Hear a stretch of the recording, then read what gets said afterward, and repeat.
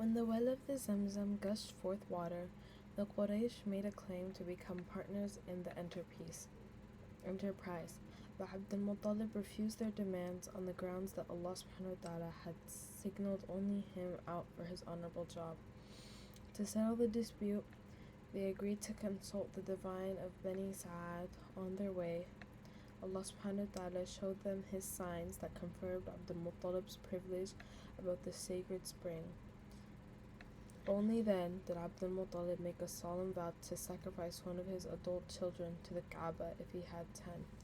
The second event was that of Abrah as-Sabah al-Habashi, the Ethiopian viceroy in Yemen. He had seen that the Arabs made their pilgrimage to the Kaaba, so he built a large church in Sana'a in order to attack the Arab pilgrims to it to the exclusion of Mecca.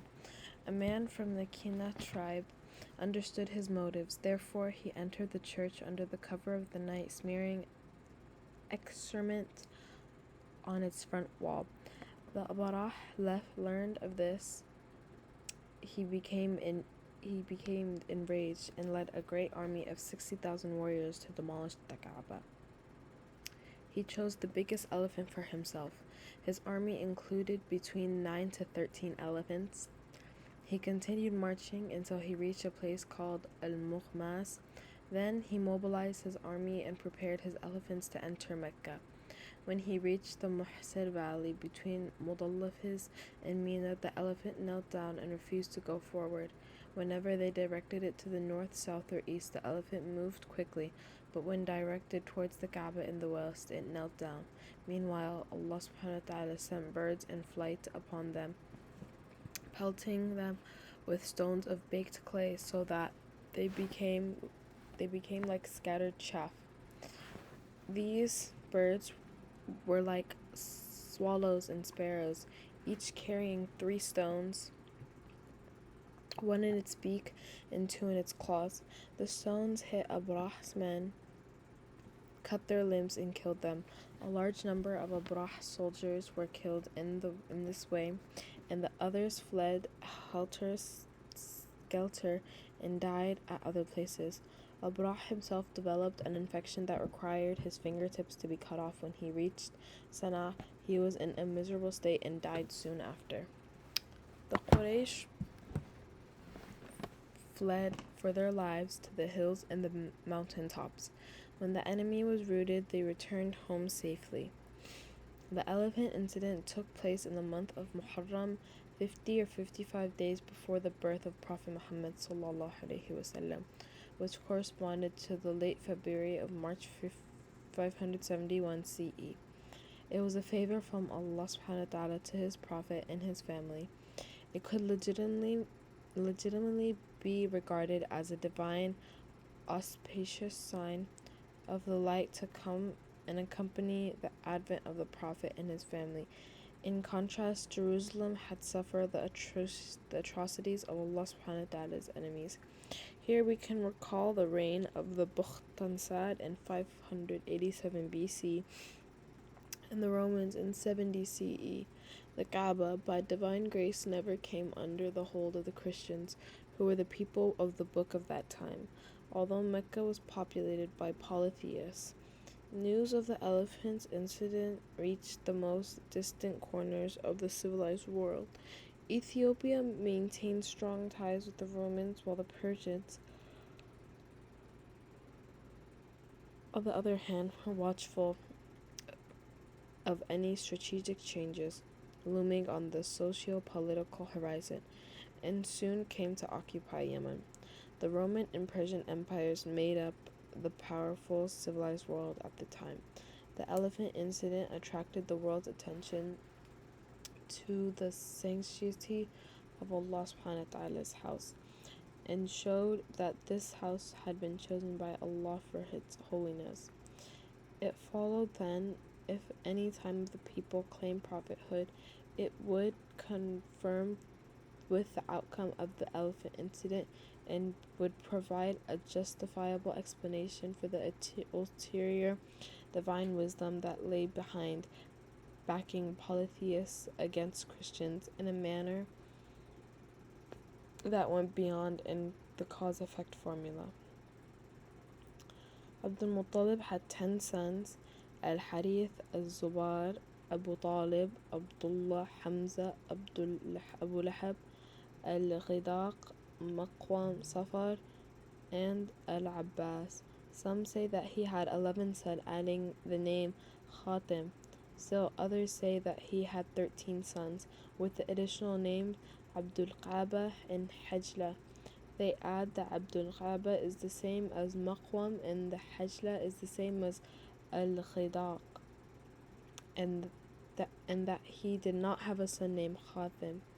He also had 6 daughters who were Hakim, also called Bayda, Barra, Atikha, Safiya, Arwa, and Umayma.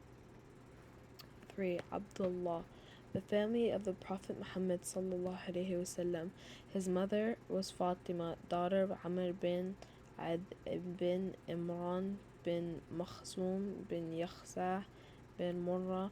Abdullah was the brightest of Abdul Muttalib's sons, the most chaste and the most loved. He was also the son towards whom the divination arrows poured to be slaughtered as a sacrifice at the Kaaba. When Abdul Muttalib had 10 sons and they reached maturity, he disclosed to them his secret vow, which they accepted obediently.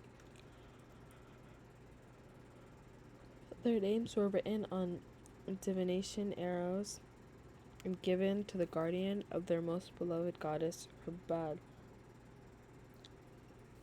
The arrows were shuffled and drawn.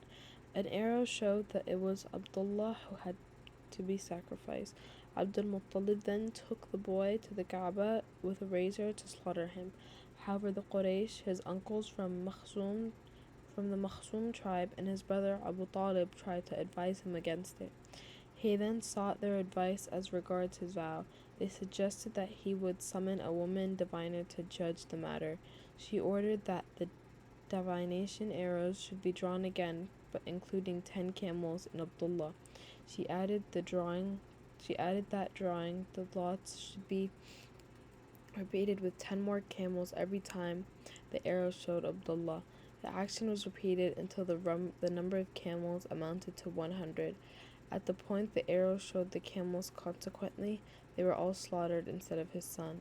The slaughtered camels were left for anyone to eat from, human or animal.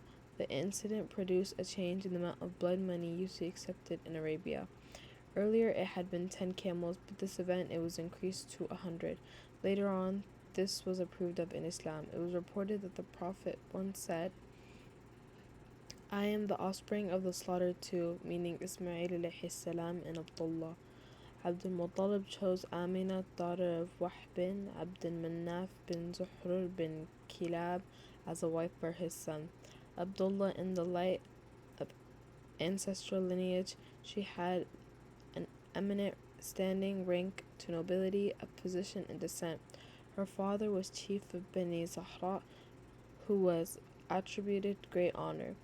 They were married in Mecca, and soon after Abdullah was sent by his father to buy dates in Medina, where he died. In another version, Abdullah went to Syria on a trade journey and died in Medina on his way back.